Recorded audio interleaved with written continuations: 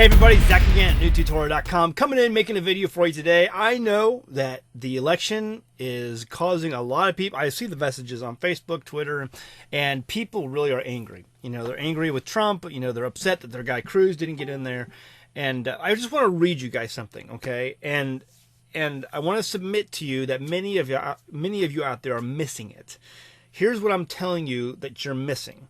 Let's read this. I'm not going to put it on screen. I'm just going to read it. It's Matthew 25, starting at verse 31. When the Son of Man shall come in his glory, and all the holy angels with him, then shall he sit upon the throne of his glory. And before him shall be gathered all nations, and he shall separate them one from another, as a shepherd divides his sheep from his goats. And he shall set the sheep on his right hand, but the goats on his left. Then shall the king say unto them unto his right hand, Come, ye blessed of my Father, inherit the kingdom prepared for you from the foundation of the world.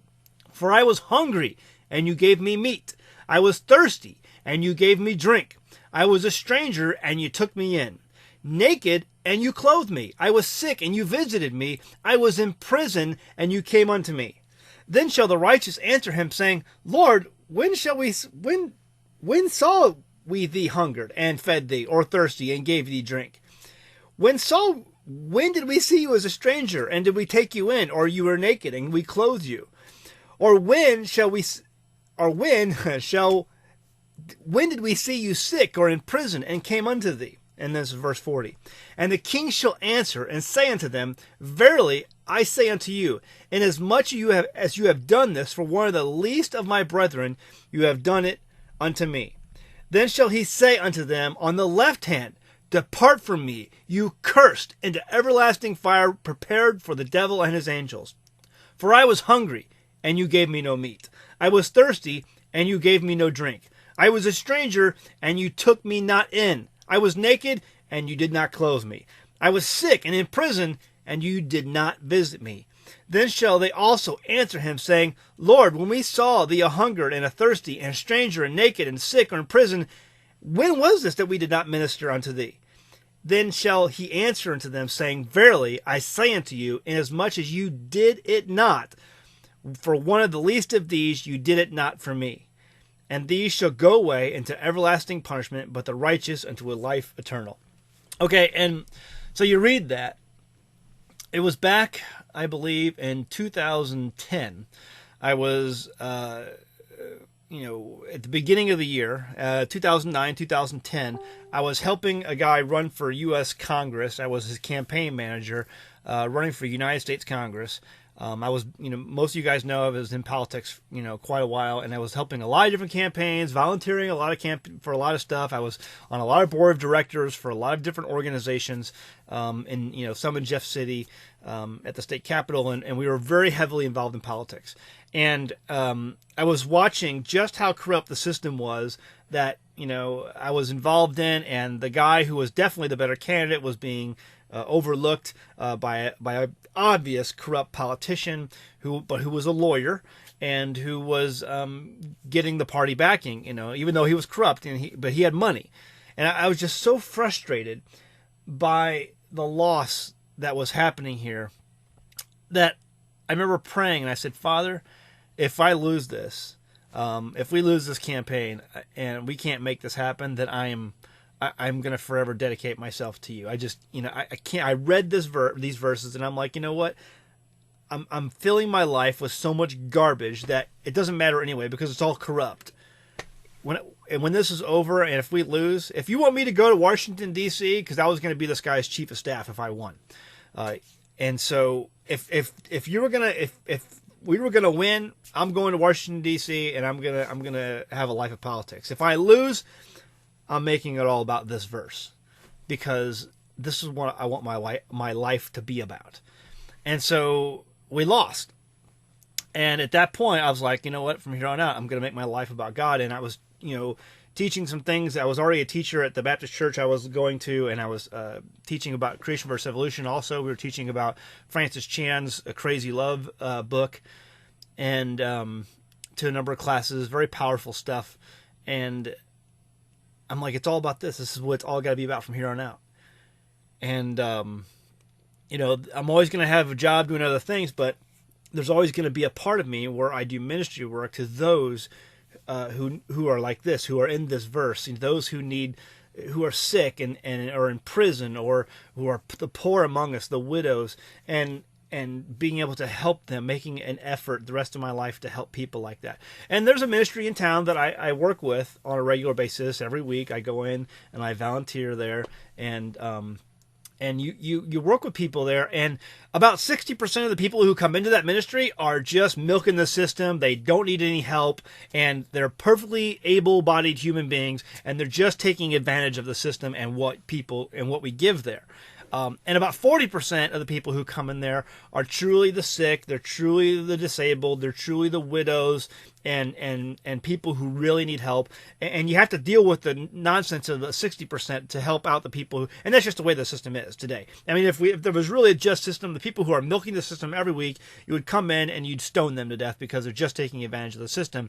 But it's the people who come to you on that weekly basis, and they're crying because they've lost their job, they've never taken a handout before in their life, and they just need someone to sit, pray with them, and to hear their story, and to just give them a helping hand for that week, and give them some food, or to pay an electric bill because their electric is being shut off, they're on the third notice, and just stuff like that. And it's those people I'm like, oh, this is why I'm here every week, because I want to help those people. And I'm like, this is what I want to do the rest of my life. I want to help people like this. I want to do this sort of thing, or at least be involved, and know that I can't do it every day. I mean, I'm not going to go through my life and not have some time dedicated to the poor, the widow, and the orphan, or the disabled, or the sick, or clothing people who need it, or to just sit and pray with somebody for 5 minutes and just give them some encouraging words to help uplift them. I'm not going to go through life and not do that kind of stuff. I saw this early on. I'm just like, dude, I mean, I can't, there's so much nonsense. So bring it back to today. The world right now is just, there's so many distractions out there. People are arguing about flat earth, or, the calendar days, or this or that.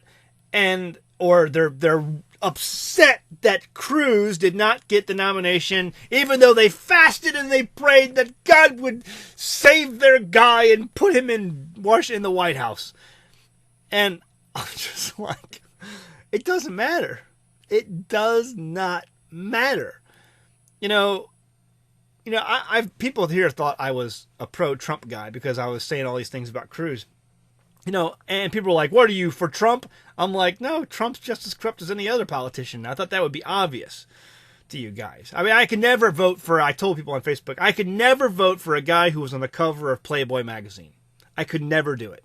And Donald Trump. The reason I like Donald Trump was because he makes the establishment so bad, and he makes the establishment so mad, and the establishment is so smug that they can never be defeated. And here they are getting their butts handed to them by this outsider. That made me happy.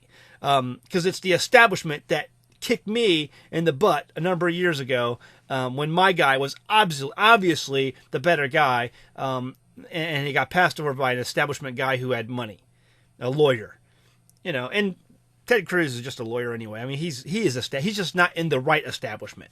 I mean, he's been in Washington his whole life. He's a Harvard-educated lawyer, and his wife works for Goldman Sachs. They're all corrupt. It doesn't matter. What matters is this. When I was sick, you visited me. When I was in prison, you visited me. When I was naked, you clothed me. When I was hungry, you fed me. When I was thirsty, you gave me drink. That's what matters, folks. If you can't see that, and if you're so blind and you're so energized by all this other stuff that's going around you and the rest of the world, you're lost. You are lost. You better get squared away and figure out and remind yourself what's important in this world.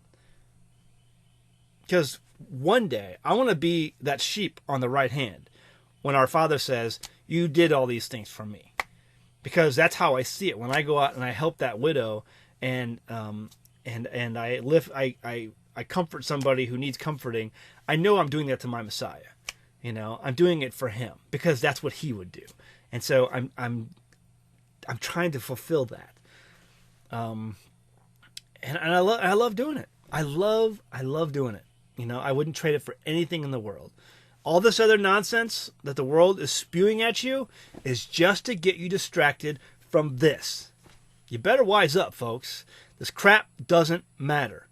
Forget it all. Forget the Cruz didn't win. Forget that Trump's, it doesn't matter. Do you think if Cruz, who is the evangelical guy that we've all been fasting for and praying for that would win this White House, if he got elected tomorrow, if he got put in the White House tomorrow, do you think that Target would all of a sudden revoke their policy on keeping, guys from going into the women's bathroom? Do you think all of a sudden that Christian business owners wouldn't be threatened by gay homosexual lawyers, that want to sue them for not, making wedding cakes for homosexuals? No, this world is going to hell in a handbasket, and Ted Cruz ain't going to stop it. Doesn't matter. And I laugh at Glenn Beck, someone who says we got to fast and pray for our nation so we can heal our nation. Has he ever read that verse? It's 2 Chronicles 7:14. If my people, which are called by my name, shall humble themselves and pray and seek my face and turn from their wicked ways, then will I hear from heaven and forgive their sin and heal their land. Everyone's like, we just need to pray and God will heal our land. No, it's if the land turns from their wicked ways. Wicked means sin. And this land ain't going to turn from their wicked ways. And I don't care who you put in the White House, that ain't going to change. So forget all that. Forget it. Go back and concentrate on what's important. What are the things that you can control in your sphere of influence? It ain't the White House, folks. Your vote doesn't matter. And even if it did, putting some holier than thou guy who's got a, bat preacher for a father ain't going to turn this ship around. It ain't going to happen. This land ain't going to turn from its wicked ways. It's just not. And so the land won't be healed.